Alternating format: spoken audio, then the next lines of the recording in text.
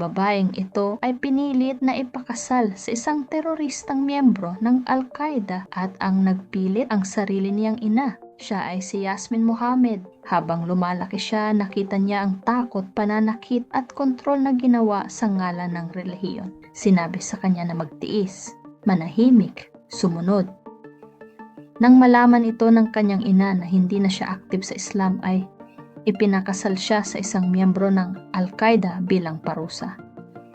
Pero habang binabasa niya ang Quran at sinusunod ang Islam, lalo niyang nakita ang kontradiksyon, karahasan at kawalan ng halaga ng babae. Doon siya nagsimulang magtanong at dahil sa mga tanong na iyon, iniwan niya ang Islam.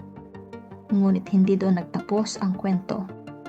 Ngayon, si Yasmin Mohammed ay isang author, tagapagtanggol ng karapatang pantao at tinig ng mga ex-Muslims sa buong mundo, mula sa takot tungo sa katotohanan, mula sa kontrol tungo sa kalayaan.